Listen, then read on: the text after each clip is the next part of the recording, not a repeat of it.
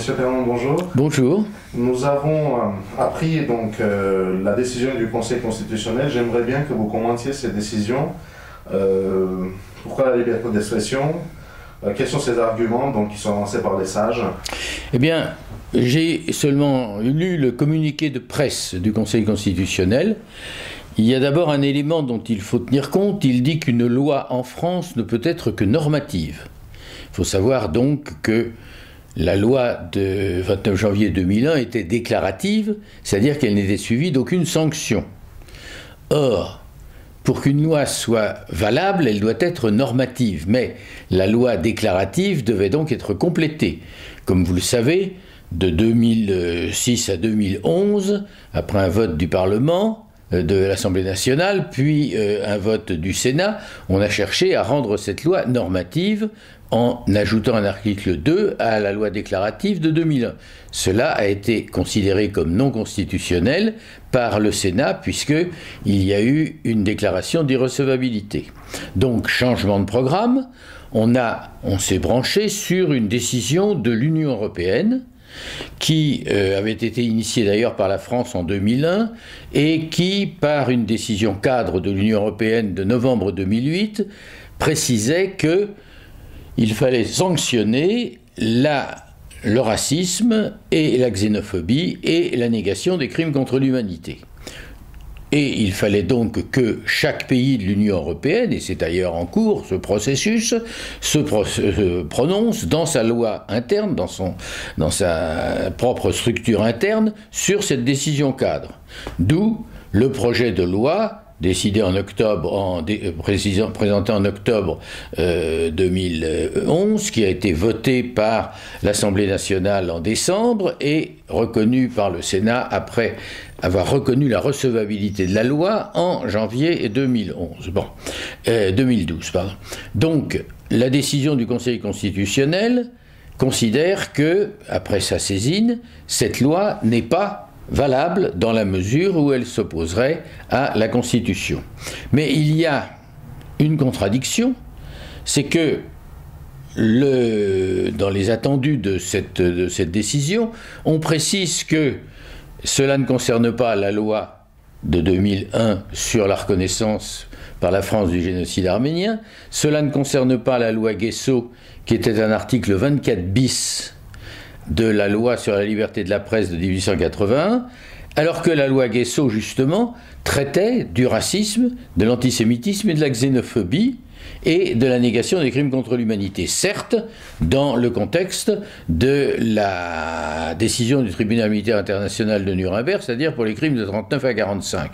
D'où le fait d'avoir précisé dans un article 24 ter, un additif à la loi Guesso. Il y a donc là une contradiction dans le fait que si la loi Guesso traite du racisme, de la xénophobie et de l'antisémitisme, plutôt condamne bien entendu ces pratiques, on ne voit pas pourquoi une loi qui porte sur les mêmes crimes, sur les mêmes délits plus exactement, ne serait pas constitutionnelle. Bon, il y a d'autre part un élément qui est que la Constitution française doit maintenir la liberté d'expression. Mais justement, la loi Guesso, comme la loi sur la liberté de la presse d'ailleurs, considère qu'il y a des limites à cette liberté d'expression. Toute la question est donc de savoir à quel niveau de curseur on place la limite à la liberté d'expression. Et c'est pourquoi de nombreux constitutionnalistes ont été en opposition, déjà avant que la décision du Conseil constitutionnel tombe, sur le caractère constitutionnel ou non de cette loi. Mais en quoi cette liberté d'expression serait bafouée pour vous, par exemple, qui est un historien? En quoi ça pourrait être gênant pour vous? Pour moi, cette liberté d'expression est bafouée quand il y a négation du génocide. Donc, je renverse le discours, si vous voulez. On ne peut pas permettre dans un État démocratique qu'un événement aussi grave qu'un génocide reconnu par la loi française soit l'objet de manifestations de rue et de troubles de l'ordre public. D'ailleurs, Dans ce cadre, la décision du Conseil constitutionnel parlait justement des troubles à l'ordre public. Car il faut bien être clair, même s'il y a une fixation de certains historiens et d'un grand nombre d'historiens sur les lois dites mémorielles, qui n'ont rien à voir avec ce projet de loi, les personnes qui pourraient être susceptibles d'être accusées dans le cadre de la loi sur le négationnisme ne sont pas du tout les historiens, mais essentiellement les gens qui manifestent dans la rue, troublent l'ordre public ou bien attaquent des monuments commémorant le génocide, commémorant la mémoire arménienne, ou de même que l'on a voté la loi Guesso après la profanation de cimetières. Donc il y a un décalage entre la frilosité, si je puis dire, des historiens qui craignent de se voir traîner devant les tribunaux et le véritable but de cette loi qui est de freiner des manifestations négationnistes exacerbées et soutenues évidemment par la Turquie. Alors, la décision finalement rendue par le Conseil constitutionnel est de nature plutôt politique que juridique. Il est évident que tout cela s'est placé dans un contexte politique et urgent en quelque sorte. Bon, il y avait effectivement la proximité des élections, mais là, on peut en discuter, rien ne prouve que ce soit lié à une période électorale. Bon, mais il y a surtout la réaction, on peut dire quasi pathologique, de la Turquie, qui s'est permis de s'introduire en quelque sorte sur le territoire de la France pour menacer la France de mesures de rétorsion économique, militaire, qui a fait venir plus de 10 000 à 15 000 manifestants par des autobus venant non seulement de France mais aussi de différents pays d'Europe. Donc là, il y a une intrusion de la Turquie. Les déclarations du Premier ministre Erdogan n'étaient pas des déclarations d'un homme qui a tout son sens, son bon sens. Elles étaient liées à une colère incontrôlée, menaçant la France et surtout accusant la France de génocide en Algérie, ce qui est absolument ridicule. Nous avons parfaitement assumé les responsabilités de notre pays pendant la guerre d'Algérie, c'est bien connu. Il y a eu des crimes de guerre, il y a eu des crimes contre l'humanité, mais parler de génocide, c'est absurde. De même qu'un procès qui serait lancé en Turquie pour génocide au moment des événements de Cilicie en 1919 ou 1920, c'est absurde, on tombe dans le délire. Hein. Il s'agit simplement, soyons clairs, de savoir si oui ou non, dans un pays comme la France, on peut offenser une communauté, et même, je dirais, l'ensemble de la population, puisque c'est un crime contre l'humanité, en niant un crime contre l'humanité qui n'a pas à être démontré, puisqu'il est déjà démontré. Bon, il est évident que cette décision se fait dans un contexte politique. Une période électorale, mais il ne faut pas extrapoler. On n'a pas la certitude qu'il y ait manipulation électorale, donc laissons ce problème de côté.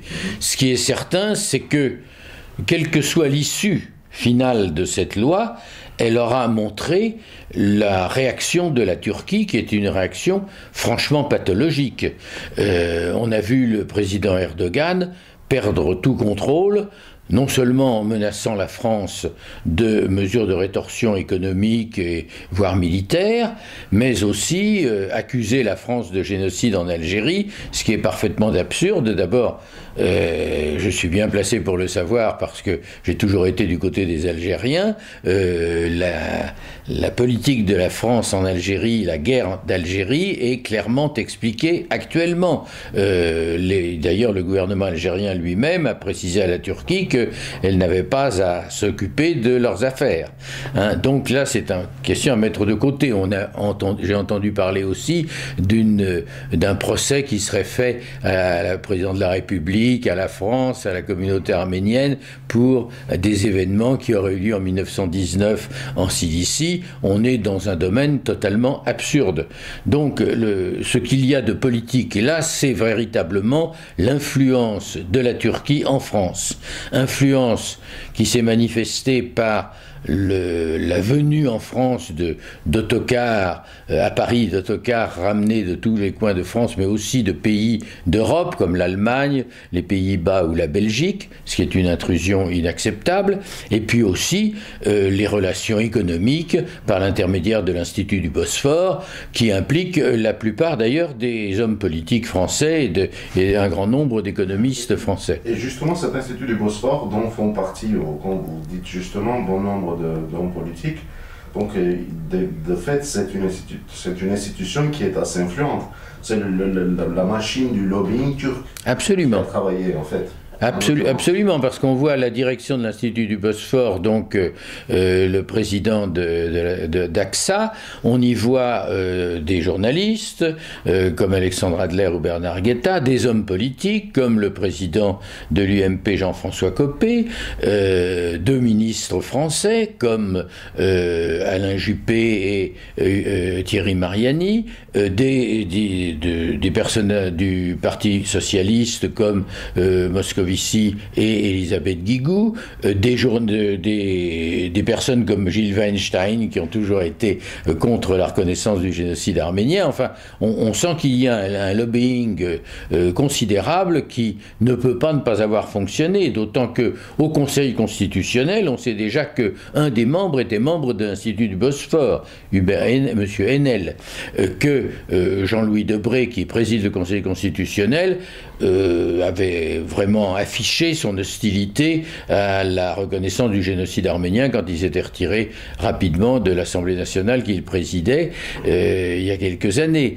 C'était pas pour Jean-Louis Debré un moyen pour sanctionner le président Sarkozy? Alors là, fervent défenseur de cette... Là, on peut lever cette hypothèse, mais il n'en a aucune preuve. Mais il est évident qu'il y a un vieux conflit entre le chiracisme et le sarkozysme qui pourrait s'être déplacé au niveau du Conseil constitutionnel. Michel Charasse, qui était quand même plus proche des socialistes, a toujours été opposé à la reconnaissance du génocide arménien. Enfin, il y a vraiment un contexte politique qui était présent déjà parmi les membres du Conseil constitutionnel. Vous connaissez l'article du Canard enchaîné qui a montré la position de 4 membres sur 11 et a dit que si ces 4 membres ne votaient pas, se retiraient comme ils auraient dû le faire, il n'y aurait pas eu le quorum pour voter ce rejet de la saisine donc du Conseil. Par le Conseil, je veux dire. Donc, il est pas ce rejet, cette acceptation de la saisine par le Conseil. Donc, on peut se poser un certain nombre de questions. Mais il est certain que la demande de reconnaissance du génocide arménien, la demande de sanction de la négation du génocide arménien ne s'arrêtera pas là, car le négationnisme est un fléau, le négationnisme doit véritablement être considéré comme un délit à partir d'un certain niveau d'expression, et une loi servira simplement à borner les excès de ce négationnisme. Il ne sera pas question, si une loi passe, de faire des procès à tout va. D'ailleurs, un procès peut très bien être annulé, en quelque sorte. La personne qui est accusée peut être innocentée. Donc, ça n'est pas toujours positif de faire un procès. Donc, il faut, à mon avis, que cette loi soit retoquée d'une manière ou d'une autre, mais il faut qu'elle passe, car il faut être clair là-dessus, cela n'a rien à voir avec les lois mémorielles. Les lois mémorielles sont des lois qui consistent à imposer, ou bien à déclarer, ou bien à imposer une vérité, enfin un événement historique. Là, il ne s'agit pas d'imposer, cet événement existe. On ne peut pas nier qu'il n'y ait eu la Shoah, un génocide arménien, une guerre mondiale en 14-18, une guerre mondiale en 39-45 ou une révolution en France en 1789. Ce sont des faits d'histoire, les historiens ont fait leur travail, la vérité historique est établie, nul ne peut la remettre en cause. Donc ce n'est pas aux législateurs de faire l'histoire, elle est faite, ce n'est pas aux juges de décider de l'histoire, on la lui apporte sur un plateau. Donc ce sont des faux problèmes que les débats sur les lois mémorielles et la constitutionnalité d'une telle loi n'est pas seulement l'apanage de certains constitutionnalistes. Il y en a d'autres qui reconnaissent que cette loi peut être constitutionnelle. Est-ce que, M. Ternon, vous pensez qu'il y a une proposition qui a été déposée par le député Mallier, c'est ça? Oui, oui. Est-ce que c'est quelque chose qui peut aboutir? Est-ce qu'on n'est pas là à nous acharner sur ça? Est-ce que finalement c'est pas auprès de la Cour européenne des droits de l'homme qu'il faut soulever la problématique? Alors là, moi j'avais posé la question à Maître Jacquian, qui vous connaissez, qui m'a dit qu'il faudrait se présenter devant la Cour européenne des droits de l'homme. Il y a un délai de 6 mois. Qu'il ne faut pas manquer après le rejet par la saisine la décision du Conseil constitutionnel. Je pense que ça c'est aux juristes de le rédiger, mais un appel devant la Cour européenne des droits de l'homme serait tout à fait justifié, semble-t-il. Ce que je crois inutile, c'est d'essayer de faire, alors qu'on n'a pas de loi, un procès à tout un tas de gens qui, dans le contexte des débats, ont nié le génocide arménien. Je pense à des gens qui ne connaissent rien aux problèmes, comme Jean Daniel. C'est pas la peine de les embêter avec ça. On n'en sortirait pas si on commençait à régler des comptes comme ça. Donc je crois qu'il faut retoquer la question sur un plan juridique, soit par une nouvelle loi comme le propose Richard Maillet, soit par un appel à la Cour européenne des droits de l'homme, dans la mesure où, et ça c'est aux juristes d'en décider, cette Cour européenne serait habilitée à porter un jugement sur la décision du Conseil constitutionnel. Voilà. Qu'est-ce qu'on en fait si on est face à un négationnisme? Eh bien, justement, on a la possibilité de condamner des actes négationnistes dans la mesure où ils troublent l'ordre public, mais il faut qu'ils le troublent sérieusement, si vous voulez. Quand si on a un groupe de 200 Turcs qui défilent dans la rue avec des pancartes il n'y a pas eu de génocide arménien, je ne vois pas sur quelle base légale aujourd'hui on pourrait les condamner. Et c'est ça le problème. Si on se trouve un jour avec des inscriptions sur un monument évoquant la mémoire des victimes du génocide arménien, le recours juridique est mineur. Ce qui est important, c'est d'avoir une décision de loi qui contienne ces excès. Vous avez toujours été un fervent défenseur de la question arménienne. Est-ce uniquement par sympathie pour les Arméniens ou est-ce parce que vous êtes historien, que vous êtes à la recherche de cette vérité? Qu'est-ce qui vous anime en fait à prendre position justement pour la vérité? Ce qui m'anime à prendre position au départ, c'est que, ayant conduit des recherches sur les événements de 1915 et plus largement sur l'histoire de l'Arménie, ma conviction a été faite que les Arméniens de l'Empire ottoman ont été victimes d'un génocide. Ça, c'est une conviction que j'ai établie très rapidement après quelques années. Je dis très rapidement parce que quelques années de recherche, c'est quand même très rapide. Après quelques années de recherche, et dans laquelle je me suis retrouvé renforcé par des travaux que j'ai pu mener ou dont j'ai pu prendre connaissance. Ça, c'est un élément. L'autre élément, c'est que, m'étant trouvé au contact de cette communauté, ayant été amené à faire des conférences dans différents lieux, en particulier en France, mais aussi à l'étranger, j'ai lié des relations d'amitié et de sympathie, et que cette sympathie est venue secondairement. Donc, je ne peux pas nier que mon engagement aux côtés de la vérité de la reconnaissance du génocide arménien soit dépourvu de tout sentiment d'amitié envers cette communauté et singulièrement certaines personnes qui sont mes amis.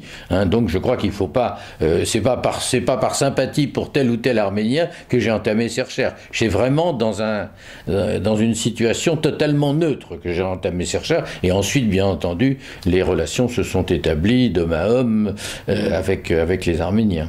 Alors on parle beaucoup d'une commission des historiens.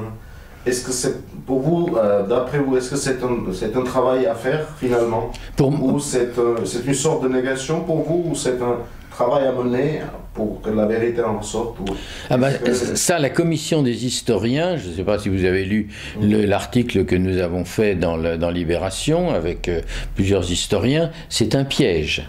C'est un piège parce que ça consiste à dire que il pourrait ressortir une vérité d'un nouveau travail. Le travail a été fait, la vérité est établie, on ne peut pas la contester, c'est indiscutable, il y a eu crime de génocide. Donc on peut réunir toutes les commissions que l'on veut, toutes les symposiums ou colloques que l'on veut, mais sur le génocide des Arméniens, c'est ce que j'ai toujours dit.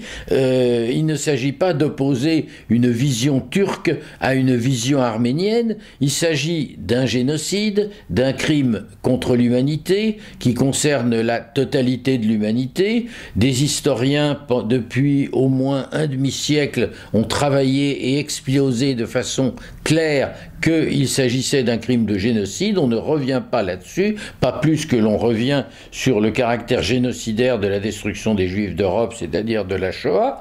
Vous ne vous imaginez pas une commission israélo-allemande sur la Shoah. C'est impensable. Pourquoi d'ailleurs? Parce que d'abord la vérité est établie et d'autre part l'Allemagne, les historiens allemands sont actuellement à la pointe de la recherche sur la Shoah. Le jour où la Turquie aura reconnu le génocide arménien, où ces historiens pourront librement travailler sur ces documents, où ils auront publié, comme l'a fait à l'étranger Taner Akçam, qui est un historien turc de très bonne qualité, mais qui a eu liberté de parole qu'à l'étranger, à ce moment-là, on pourra faire tous les travaux que l'on voudra sur les événements que constitue le génocide des Arméniens en 1915. Mais essayer de réunir une commission d'historiens pour savoir si oui ou non il y a eu un événement qui est déjà qualifié, c'est se moquer du monde. C'est manifestement une attitude négationniste. Le piège est grossier. Le piège est d'autant plus grossier que on imagine la réaction si cette commission décidait qu'il s'agit bien d'un génocide, comme l'a fait d'ailleurs la commission de réconciliation arméno-turque il y a une dizaine d'années, quand la réponse a été « il s'agit d'un génocide », la partie turque de la commission s'est retirée. Donc ne jouons pas avec les mots, une commission, c'est un piège. Monsieur Ternon, certaines voix s'élèvent en France, justement après cette décision du Conseil constitutionnel, en disant mais finalement, cette loi Guesso qui existe bel et bien n'est pas en contradiction avec cette loi qui concernerait les Arméniens, car la loi Guesso avait attrait aux événements qui avaient lieu aussi en France, finalement, et qui a eu un procès à Nuremberg. Qu'est-ce qu'on peut répondre à ce genre d'arguments? D'abord, on peut répondre à ce genre d'argument que le tribunal militaire international de Nuremberg n'a absolument pas traité de la Shoah. Il y a dans les décisions, les minutes du procès, la preuve qu'il s'agit d'un génocide, mais a posteriori, puisque le mot n'existait pas, le mot a été vraiment validé en 1948, c'est vrai qu'on a prononcé le mot génocide une cinquantaine de fois dans le procès, mais il ne s'agissait pas spécifiquement de la destruction des Juifs d'Europe. Donc le tribunal de Nuremberg a jugé les criminels nazis, les dirigeants du système nazi, essentiellement pour crimes contre la paix et crimes de guerre et crimes contre l'humanité, et donc on est dans un contexte complètement différent. Donc on ne peut pas considérer que le procès du tribunal militaire international de Nuremberg soit un procès de la Shoah. Ça, moi, je l'ai démontré dans une exposition qu'on a faite au mémorial de la Shoah. Sur ce procès, il s'agit d'un procès tout à fait différent d'un procès pour génocide. Hein. Donc, il ne faut pas confondre. Bon, la loi Guesso s'est trouvée encadrer cette période de 39 à 45. Et c'est pourquoi elle n'est pas applicable ailleurs. Et comme il s'agit d'une loi sur l'antisémitisme, il est bien évident que ce sont les destructions des Juifs d'Europe qui sont au cœur de la sanction de la négation de la loi Guesso, quoi. De la négation que matérialise la loi Guesso.